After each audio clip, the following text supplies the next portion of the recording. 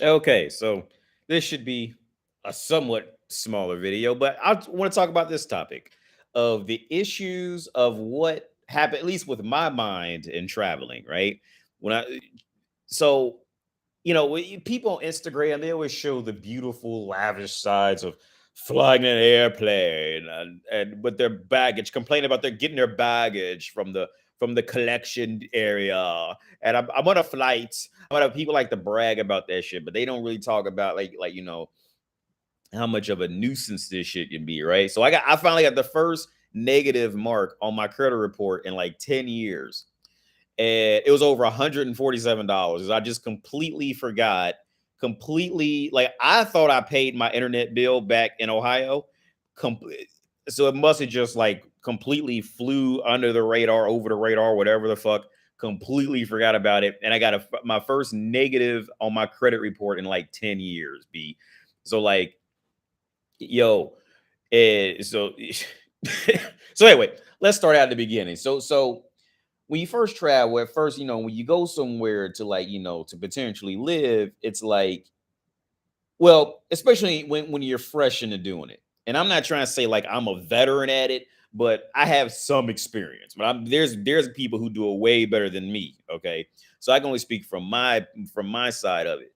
So when I first left, man, with the slight intention on staying, but if it didn't work out, I knew I could just, catch a round trip flight back home to Ohio, and I know what's in Ohio. When you first go somewhere, like you don't know anybody, you don't know what the fuck's going on, and on top of that, you still got to keep in your mind that if you're going to be gone for longer than a month, you got to keep in mind you got to pay the bills back home. You got to make sure shit was taken care of before you left. It's like how some people handle their first child. The first child, they're a lot of people can get like over consumed with it and want to be perfect, perfect, perfect, perfect, the whole time. Or it's like the other extreme; they just don't care the first time they do it. And I think it's kind of the same thing with this type of lifestyle. So I remember when I first and I met my wife at the time, and I ended up moving in with her pretty quickly. And she got tired of me just sitting at home all day, and so I went and worked a job, just pretty much just to shut her up, right? Which was really just a waste of time and money, to be honest with you. But all over how the whole situation played out, it was just a big waste of time and money.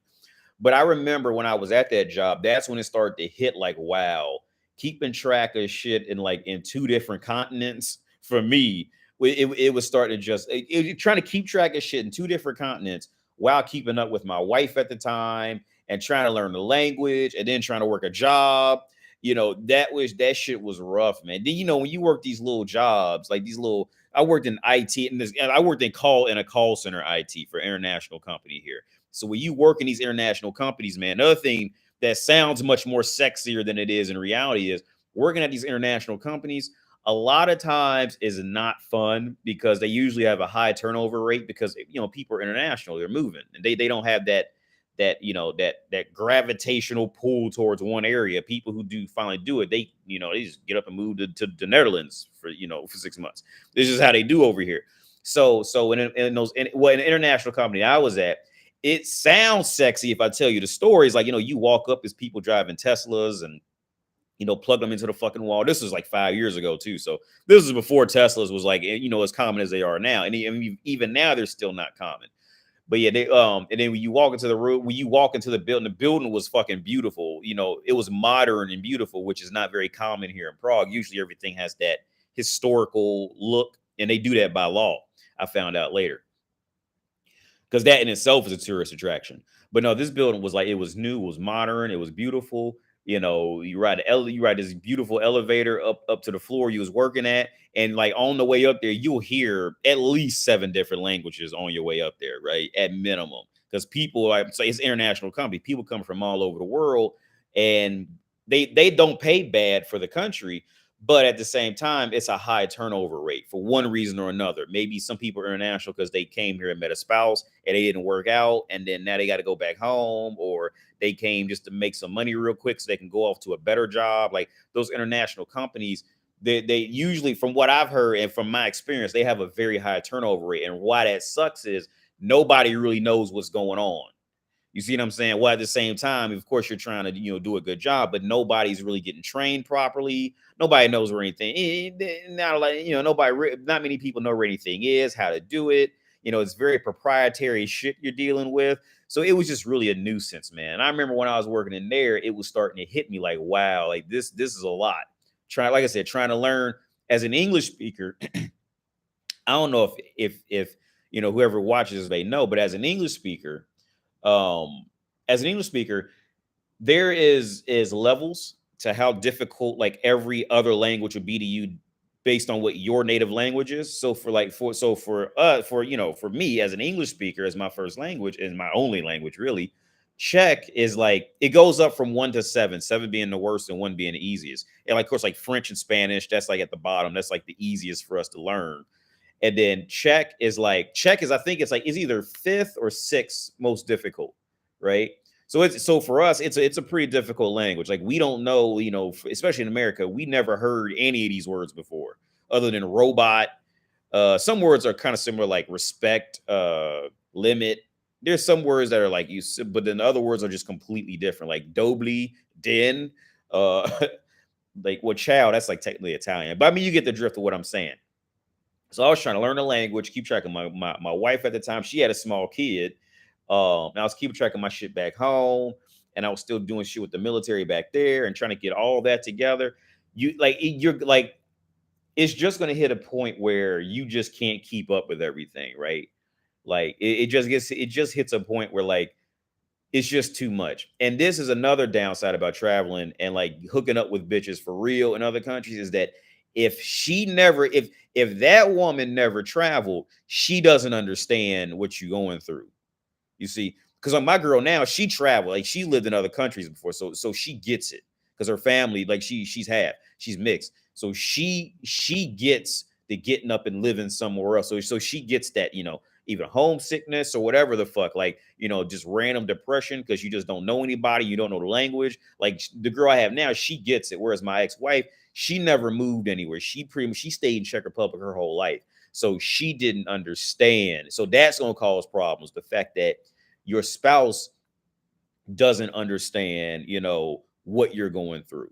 You like I said, the random depression because you're in a foreign place, or the depression because you're not figuring something out, or you just feel like you're going behind, or sadness, or then you get happy, but or just a mismatch of culture, and it's like this confusion. Another thing that was difficult for me to get here was which from what I see is pretty much like a Czech Republic, and I'd say from what the little bit I've seen further east, it's like because Czechs don't like to be called Eastern Europe because they don't want to be associated as poor Europe. But from what I've seen is from here in east, all stores close at like 8 and 9 o'clock unless it's a bar. All like you won't find like 24-hour Walmarts or Walgreens, nothing like that out here. Like especially when you go driving out, because I used to drive to Germany, which I'm getting ready to buy a car soon now. But I used to drive to Germany years back, and when you drive through those villages, like they are shut down at 9 p.m. Like it's dark, like nobody's walking around outside. It's over, and that's just part of their culture. But that's a whole nother topic. But yeah, I was just kind of fucked up because I had the first negative fucking thing on my credit report. I just called it. It was for $147, man. 100, like for real. Like you gonna put my shit negative for that? So I just paid that shit, but I was kind of salty. I'm not even gonna lie. That's old terminology for I was fucked up about it. But yeah, back to the not so bright sides of traveling, man. Like it's just hard to keep up with shit. And then this is another thing. I remember when I was working, I met this dude. He was from the UK, and he had the same. We would talk, but it was people. There's there's 2 dudes from the US, a few dudes from the UK. We would all hang out and talk and shit. Some Czech people who could just speak really good fucking English, so they worked in there. And I remember so everybody could agree, like we all hit that like when you travel to move somewhere, like everybody hits this point of like, it's a moment of, oh my God, what have I done? Type of shit. Like I'm really locked into this shit. like everybody hits that point at some point, like in the beginning. It's like, oh my God, what have I done? I've left everything behind. It's that like that moment of fucking reality type shit. Like everybody hits, and then what happens? But here's the bright side of that.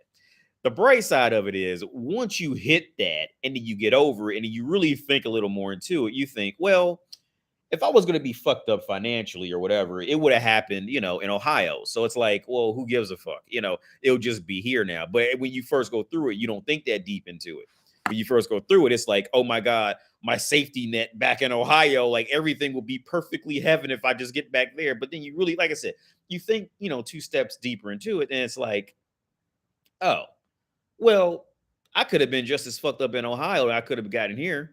With I could have lost my job. If you had to work, I could have lost my job just as quick in Czech Republic as I could have done it in Kentucky. So it's like, yeah, well, yo, what the fuck? And then on top of that, over here, you got more marketable skills just because you speak English.